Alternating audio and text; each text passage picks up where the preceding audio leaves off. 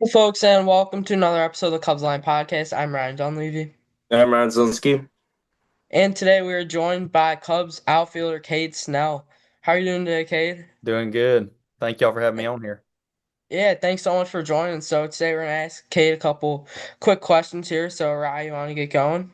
Yeah, so you were drafted by the Cubs in the fifth round. I mean, what was that moment like for you? And when you got the call, like, who was the first person that you talked to or you went to? So I had most of my family there. And it was, I mean, I'm sure you hear plenty of stories talking about draft day. It's just nuts. You're going to go this place and you end up not going there and you don't want to put it on speaker because you don't want to freak everybody out. And then my problem was I should have been on my computer. I had it on the screen on TV, so it's delayed. So Oh, I actually get a call from my agent saying, "Congratulations, you're a Cub," and I was like, well, I haven't seen that yet, so I mean, I don't believe you." And then it finally popped up, and then some coaches started reaching out to me, but that was unbelievable. Like that was a match made in heaven. Like I don't think I could have got drafted by a better organization too, just based off of all the people that I've met. I mean, this is right where God put me, and I'm right where I need to be. So Yeah, I mean this is that's gotta be quite the experience to get the crazy. call and I didn't see it. I didn't believe him. I was like, all right, come on now, like, be for Were you real. watching on MLB Network or? Well, yeah, I was watching on MV Network, and I guess I should have had it pulled up on my computer because the whole time I'm like, all right, like it was just it actually kind of scared me because I get all these things and I'm like, well, I don't even know yet, but ended up working out for the best. Yeah. So my next question is starting at Auburn, not seeing a lot of playing time, then you transferred to community college at Wallace State as a two-way player, then your final 2 years at Alabama and being second team All-American, SEC, all that stuff. Like, talk me through your journey and how you started at D1, then going to community college, then ending off at Alabama, hitting 363 in your senior season. So just talk me through that. Yeah, well, I got to be honest with you, just give all the glory to God because honestly, there was plenty of times where I thought my career was going to be over with, and like going back to Auburn, for example, I actually this is crazy and people don't believe this when I tell them this, but I went there as a PO and yeah, I went there as a PO and I thought I was ready to put the bat down, but and there's nothing against POs. I just think that life is very, very boring if you especially if you don't do good that one time you throw and then you have to sit and think about it. But ended up yeah, going to Auburn as a PO. It didn't work. Got injured. I had a low back injury, and then that kind of all spiraled out of control. I wasn't doing the things I needed to be doing, and I needed to mature a little bit. So the day I got cut, I honestly thought like baseball was over with. And I told dad, and of course, dad was upset. My parents were upset. But the next day, um, dad always tells this story way better than I do because he's the one getting phone calls left and right from junior colleges. But he asked me, he was like, "Hey, these junior colleges, they want you to come back, but they want you to hit." And it'd been like a year and a half since I hit, and I'm like, "All right, whatever. I'll see if we can knock some rust off and go back and hit." And I ended up junior college being the best thing for me. I would advise anyone to go to junior college. That was the most fun I've ever had playing ball, and then I had the opportunity to go to Alabama, Auburn's rival, which it was not a hard thing for me to say Roll Tide.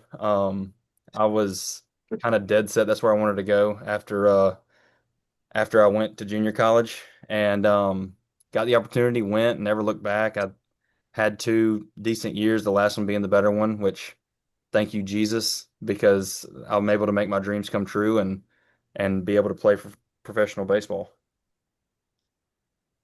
nice. So my next question is also kind of a little bit about community college. So what's like the biggest adjustment you had to make from community college into Alabama and then eventually into high A ball? Yeah, we faced some good competition, don't get me wrong, in junior college. But it wasn't every weekend. Like that was the biggest thing between junior college to SEC ball because I mean, shoot, you line up against I mean, we can go down the list. Liam Dole, Ryan Prager, um, Marcus Phillips. I thought he was a really good arm. My first year, Chris Cortez, like I'm seeing that guy in junior college every now and then. and the SEC it's like every weekend. So that was that was a really cool experience, and that was just I couldn't be more grateful to see that kind of talent all the time. And that's because the better people you face, like that's when you really show off to all these pro guys like what you're made of, and if you can do it week in and week out. That was the biggest difference between SEC and junior college. You had to really make sure you shined in that moment where you're facing like the dog in junior college. And if you have a bad weekend, don't worry, you're going to face a top 10 pick the next weekend. So you can get it figured out next week. And then Yeah. transitioning into high, um, yeah. And this is what I was telling some of the coaches because they were asking was like, hey, does the SEC how is this compared to pro ball? I said, the SEC is good, but once you transition to pro ball, like this is the thing I think in college baseball. When you get the starter out, you're in a really good spot. When you get the starter out in pro ball, another starter comes in. So it's not like you're getting rid of the Friday guy to get another Friday guy now. You know what I'm saying? And mainly for most of the time, the fastball's like their fourth pitch, their third or fourth pitch, because everybody's got like a cutter and a slider and a good changeup and stuff like that, which I'm all about it. I'll embrace the challenge. I am itching to go back to Arizona and start spring training. Like I'm about ready to go play. Yeah. What's your favorite SEC rivalry? Kind of It's talking about that. Auburn, Alabama. Auburn, Auburn, Alabama. Alabama. I mean, Yep. I'm actually wearing my Alabama Nice. shirt right now. So Big win for them in football against I know, Oklahoma. I know that game scared me. We went down 17 nothing, and I was like, I was looking for the power button, and then we ended up coming back. That was a Big good win. game. Crazy game, crazy, crazy. Yeah, so my next question is in college you had an extremely low strikeout rate and elite contact skills, really good bat to ball skills. How do you maintain that discipline at the plate and just make contact constantly against these really good pitchers?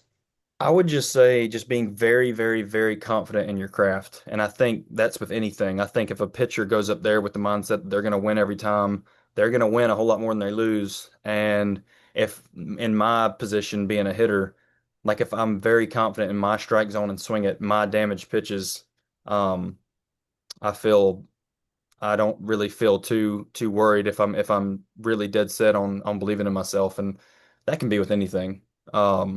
If you believe in yourself, good things will come. Yeah, for sure. Yeah, so my next question is like since joining the Cubs organization, like who or like what part of the staff has just helped you grow the most since you've came in? Yeah, I mean, I have enjoyed so much the strength and conditioning part of it. Like whenever we went back for strength camp, of course, I'm in Arizona at the time, but home is Alabama, and so I'm a long way away. But uh in that moment like they made that place home for me. So because I mean you show up and you're working out with all these guys that you haven't seen, and I mean y'all know how it is if when you go and do stuff workout wise that just truly beats down your body and sometimes sucks with a bunch of guys like you get close in that moment, you know what I mean? And yeah, I wouldn't trade that time that I had up there for Arizona or in Arizona in 2.5 months for strength camp for nothing. I mean that I really, really, really enjoyed showing up and seeing like Gars and Corey and Alexi, Louis, Cooper. I mean all those guys, all those strength and conditioning guys. Grant. I mean the list goes on. I mean Steph. Like I'm thinking of all these people, but um yeah, and then Peters and Joe Kersey and Andy Haynes and Drew Hedman, like all these hitting guys, like they really helped me. Cody Dennis is another one. Uh, I've never known really how to steal bases in my life. And now I know how to steal bases. Thank you to Tally and Cody Dennis and all these guys that have showed me what stealing bases is like. I just never really thought that being uh, a tool in my bag, but I'm figuring that out, and that's exciting to see. I'm ready to steal some more bases. Like I said, honestly, I've never stole bases in my life until I put on a Cubs jersey. I don't really know what happened there, but I'm excited to do that more. Yeah, I mean one of the best parts about sports is like the off-season lifts and the camaraderie you make Oh, with your yeah. teammates. So love to hear that. So my next question is, you were team captain your senior year at Alabama. I mean, what leadership traits do you bring into the clubhouse and how do you try and lead? I mean, yeah, I've played a lot of baseball, so a lot of collegiate baseball. Now I'm just now getting my feet wet in professional baseball, but uh, honestly, my biggest thing is you have to practice what you preach. I'm not going to be perfect every time, and I'm not sitting here saying that I'm just going to step up into a leader role. I think that's from everybody else's perspective. And honestly, if given the opportunity to do it, I would love to take it and run with it, but that's what everybody else thinks. I'm not gonna declare myself that. And I have to earn my stripes and in that regard. But yeah, getting the captain nod at Alabama was truly like one of the coolest things that I've been a part of because all these guys are my age and they think that of me. Like I would have, and those were my brothers at that point. Like we bled together, we've cried together, like we've done all the things. And if you've played sports, you know how it is, and you know how close you can get with people. And man, those are like I said, we ain't blood brothers, but we're about as thick as that. And I really think this is what's going to happen in the Cubs organization. They're really going to see who I am, and I get to see who they are, and I'm just excited to be able to play with whoever it is I play with.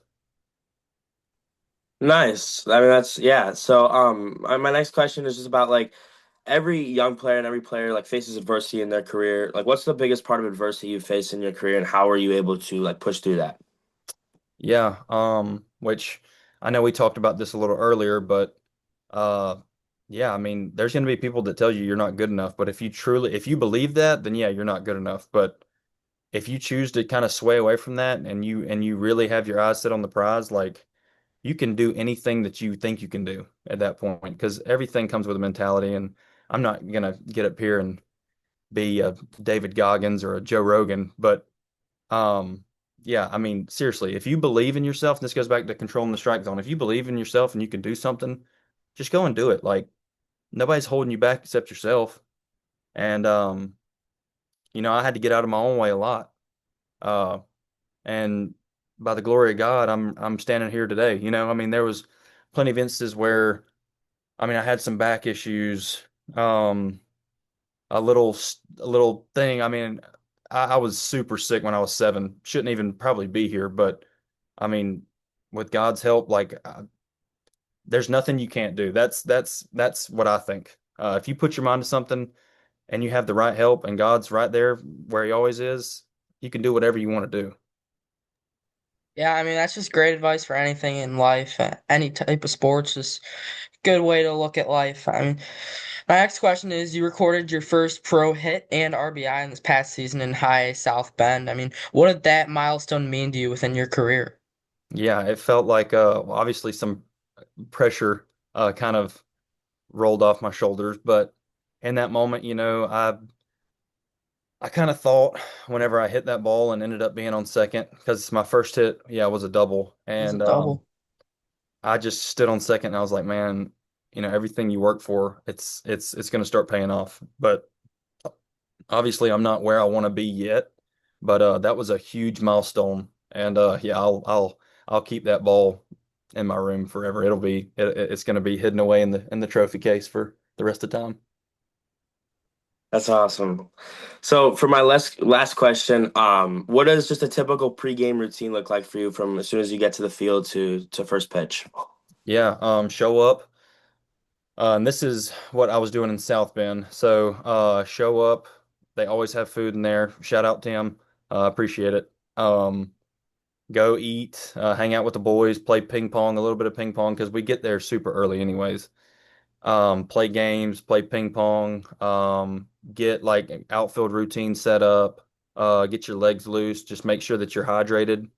Go out there, hit, get everything that you're trying to do. My routine, whether it be in the cages or on the field, whatever we're doing that day. And I always start now. I got to get a new book, but I love reading my devotion.